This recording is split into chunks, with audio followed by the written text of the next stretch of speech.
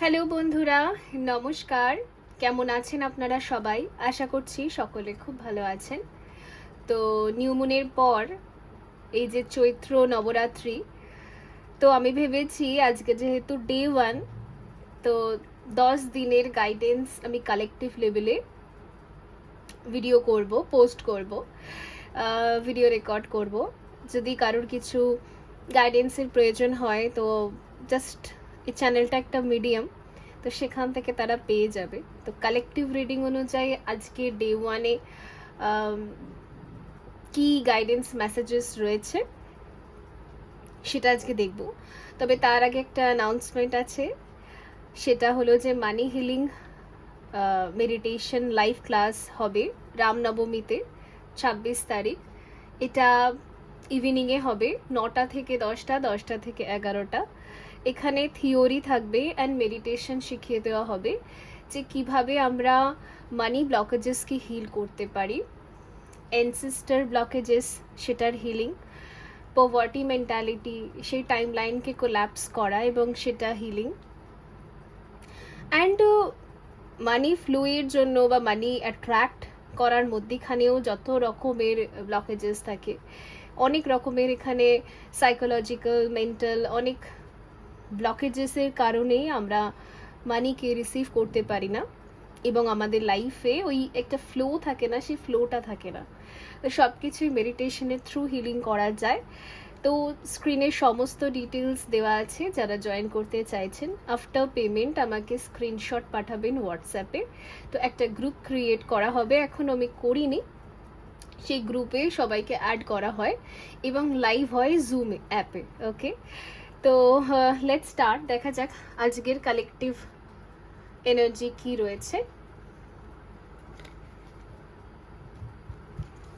এবং গাইডেন্স কি রয়েছে।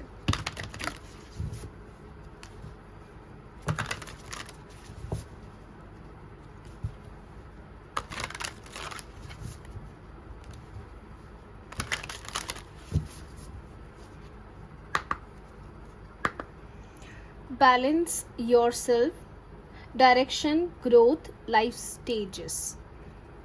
আই থিঙ্ক যারা আজকে এই কালেকটিভ রিডিংটা এসেছেন, আজকের দিনে দাঁড়িয়ে আপনি অ্যাফার্মেশনস, ম্যানিফেস্টেশনস এগুলো করতে পারেন যে আমি আমার জীবনকে ব্যালেন্সে রাখতে চাই সব জায়গা থেকে।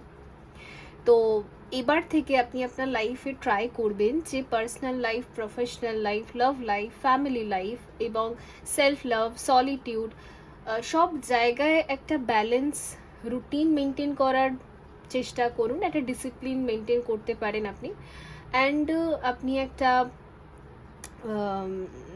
অবভিয়াসলি পেপারেও নোট করতে পারেন, স্ক্রিপ্ট রাইটিং করতে পারেন।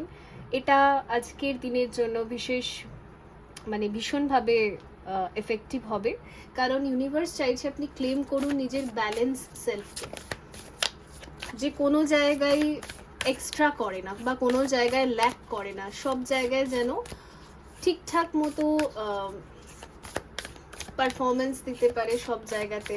অ্যান্ড যখন কাজ করছেন তখন কাজের মধ্যে কনসেন্ট্রেশন, যখন ফ্যামিলিতে তখন ফ্যামিলির মধ্যে কনসেন্ট্রেশন। এমন না কাজে বসে বসে মাথায় পরিবারের চিন্তা, তো কাজটা হচ্ছে না ঠিক করে, এমন নয়। তো এই রকম অ্যাফার্মেশনস আপনি আপনার জার্নালিজম যদি করেন, জার্নাল লেখেন, তো সেখানে করতে পারেন, নোট করতে পারেন। ওকে, সো লেটস সি আর কি আছে। Have courage, strength, fearlessness, warrior. আমার মনে হচ্ছে যে রুট চাকরার ওপরে ভীষণভাবে হিলিং হচ্ছে আজকের দিনে। ফলে আপনার মধ্যে যদি অনেক ভয় ছিল, অনেক সময় এনসিস্টার্সদের থ্রু আমাদের মধ্যে অনেক ফেয়ার জেনারেট হয়। আমাদের পূর্বপুরুষেরাও যদি একটা কমফর্ট জোনকে ছাড়তে বা একটা বিশেষ সিদ্ধান্ত নিতে অনেক জন্মান্তর ধরে ভয় পেয়েছে, তো আমরাও ভয় পাই। তো আজকের দিনে না আপনি ফেয়ারটাকে কিন্তু রিলিজ করতে পারেন। আজকে আপনি অ্যাফার্মেশনের সাথে অথবা হোলি ফায়ারের মেডিটেশনের মাধ্যমে, যেভাবে হোক আপনি যদি কোনো হিলিং শিখেছেন, তো অবভিয়াসলি ফেয়ারটাকে পুরোপুরি রিলিজ করে ক্লেম করতে পারেন যে ইয়েস, আমি এখন থেকে ফেয়ারলেসনেস এনার্জিতে থাকবো, আমি এখন থেকে সাহসের সাথে এগিয়ে যাব, আর ভয় পাবো না, আর পেছনে তাকিয়ে দেখবো না, যা হবে হবে, আমি অ্যাকসেপ্ট করছি। তো এই অ্যাফার্মেশনসগুলো কাজ করতে পারে। নেক্সট কি রয়েছে? নেক্সট রয়েছে নেচার স্পিরিটস।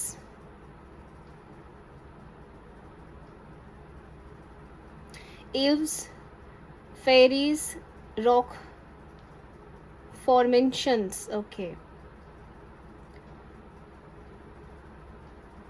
আচ্ছা, আপনাকে না বলা হচ্ছে যে খুব দেখবেন মানুষ রূপে জন্মানোর জন্য আমাদের ভেতরে একটা ইগো জেনারেট হয় যে আমি মানুষ, আমি মহান, আমাকে পুণ্য করতে হবে, আমাকে পাপ থেকে দূরে থাকতে হবে, সকাল থেকে রাত যা যা করছি সবের ভেতরে পাপ আর পুণ্য খুঁজছি, সূচি আর অসুচি খুঁজছি।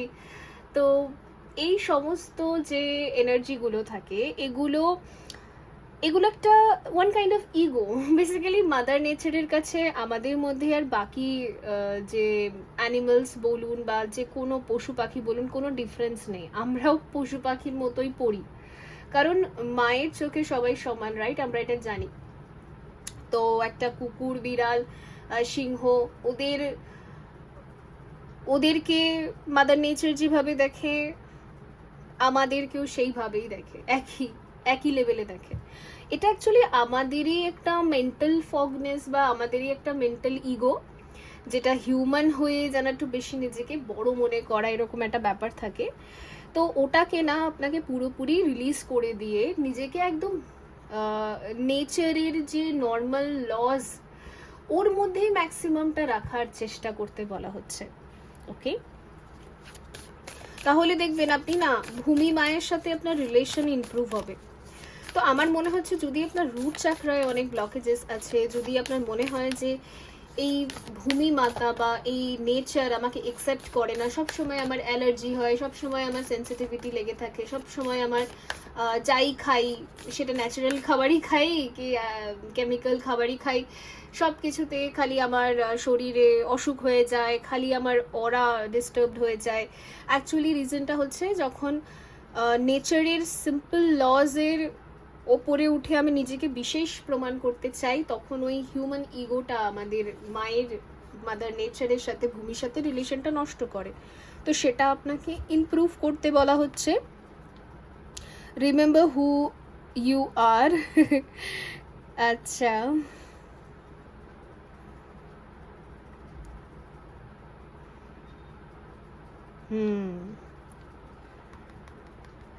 আই থিঙ্ক আমার মনে হচ্ছে কি যে আপনি প্রচুর চেষ্টা করেন যে নিজেকে একদম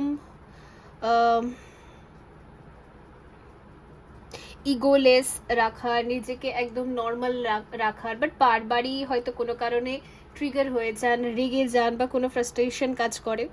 তো এটা না অ্যাকচুয়ালি পরীক্ষা নেওয়া হচ্ছে বারবারই যে আপনি কতটা নিজের ক্যারেক্টারে থাকতে পারেন বা কতটা আপনি ওই মাদার নেচারের সিম্পল লসগুলোর মধ্যে থাকতে পারেন, নিজেকে কতটা আপনি রাখতে পারছেন। তো আই থিঙ্ক আপনার বারবার পরীক্ষা হয়, টেস্ট হয় আপনার ওই ইগো এখনো আছে না শেড হয়ে গেছে, ওই জন্যই মনে হয় পরীক্ষা দিতে হচ্ছে বারবার। ওকে, ঠিক আছে, মাদার নেচার আমাদের পরীক্ষা নিয়ে নিয়ে একদিন আমাদেরকে ইগোলেস করেই দেবে। সবার মধ্যেই বেশি কম থাকে, তো সেটাই।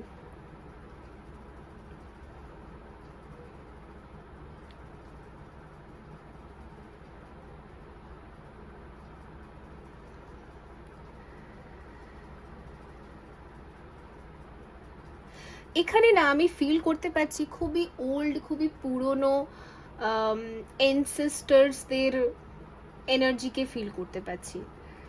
মানে ধরুন এনশিয়েন্ট পিরিয়ডসের যে এনসেস্টার্সরা ছিল তাদের সাথে হয়তো আপনি কানেক্ট করতে পারেন। যেই সমস্ত এনসেস্টারদের আপনি চেনেন, জানেন, তারা নয়, হয়তো অনেক পুরনো, অনেক এনশিয়েন্ট। আমার মনে হয় তারা আপনাকে কিছু নলেজ দিতে পারে, তারা আপনাকে কিছু ডাউনলোডস বা কিছু বিদ্যা দিতে চাই, ওটা আপনি তখনই নিতে পারবেন যখন আপনি খুব ন্যাচারাল মানুষ হবেন, মানে খুবই সাদামাটা, খুবই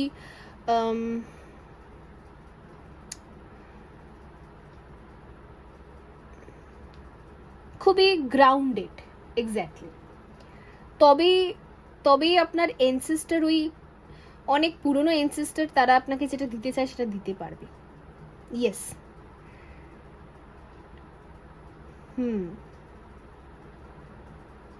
তাহলে আপনি সেটা রিসিভ করার জন্য নিজের ইগো সেলফকে ধীরে ধীরে ছেড়ে দিন।